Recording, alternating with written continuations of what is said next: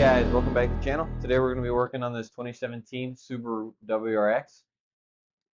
We will be going over the crankshaft position sensor and the camshaft position sensors.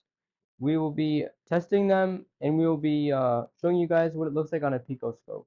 So if you guys don't have AllData or a wiring schematic, something that you guys can do to test the wires is first you have to have the car on, key on, engine off.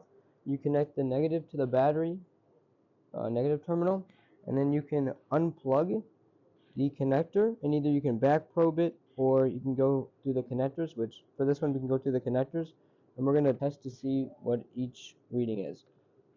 So this first one, we're getting 12, which means that that is a battery voltage. Next one, we got 5 volts, which that is the 5-volt signal. And lastly, we get 0, which that means that is ground. All right, and these are some of the schematics that we kind of found as we were going on AllData. The far left camshaft position sensor is the one my partner was back probed into. This right here is the crankshaft position sensor. It has a yellow wire, a white, black, and a red wire. In order to figure out which wires we needed to probe the pico into, we started looking for testing procedures, which led us to this page. At the bottom left there, you see the terminal number probes. We found out that terminal 19 is positive, and terminal 31 of the ECM is negative.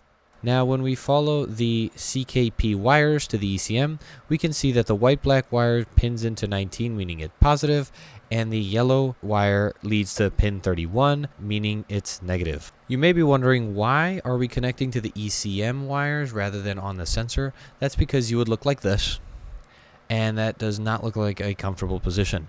So instead, we trace the wires all the way to the ECM, and we're going to pin into that and then connect the pico. We're going to try to measure this crankshaft position sensor and get some readings for you guys.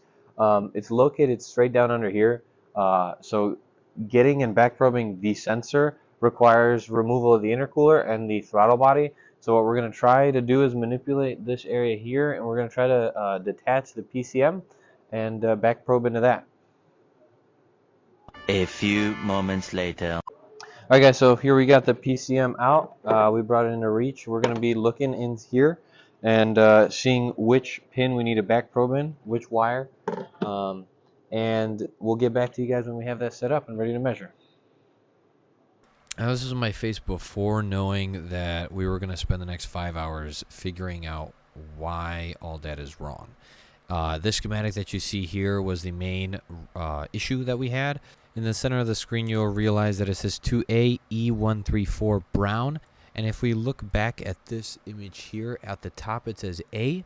So we then went and tested the brown connector, but unfortunately the whole time it was black. And we found that out through the little index that you see under the image, which if we take a closer look, the first one, the crankshaft position positive signal, number E158, number 19, which is pin 19, and that corresponds to the black E158 on the left of the picture. So that's just a little bit of context of what we saw on our diagnostic side of things.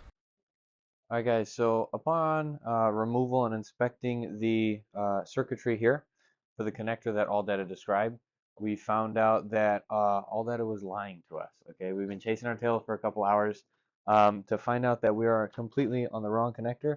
We should have been on this black one here. However, we were testing here. How do we know this? Simple. Well, we back probed into the white-black on the wrong connector, and then we tested the ohm reading on the pin from that, which led us to an OL ohm reading, which is not a good sign. Either there's an open in there, but we know that the integrity of the wire is okay. So that's completely fine, and we're just on the wrong wire. Then, upon digging into AllData a little more to figure out what the problem was, we found out that pin 19 and the crankshaft position sensor was actually on this black terminal connector, which also happens to have a white-black wire. So once back probing into that, and then pinning into pin 19 and testing for resistance, we got 0.03 ohms of resistance, which is perfectly fine, and that makes complete sense for application of this testing. So this will allow us to test the crankshaft position sensor without the removal of everything here, so the intercooler and the throttle body. And so we're going to go and set up that system and get some readings on the screen for you guys next. Alright, here we're back probed into the white and black wire. We're going to be going over here and testing the connector, and you guys will see the reading here. We're on 3G. Here it is.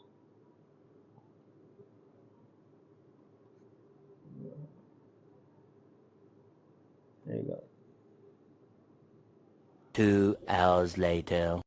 All right, guys, so here we are. We got the Pico hooked up to the car.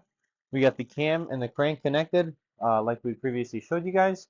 We're gonna go ahead and zoom in on this screen, and then I'll run you guys through some things. So I'm gonna go ahead and pause this.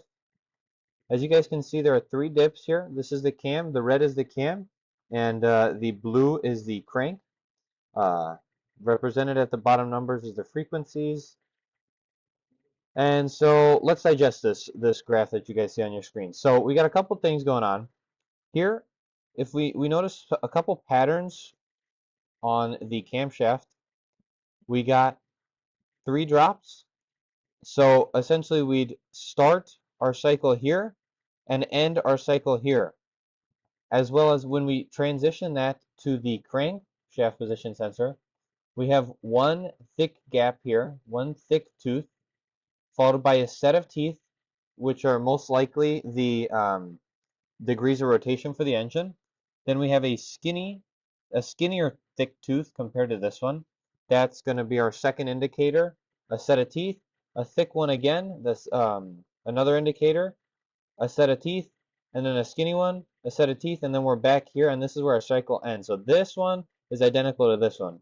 So for every 2 revolutions of the crank, you get 1 revolution of the cam, and you guys can see that visually with these sensors measuring their positions.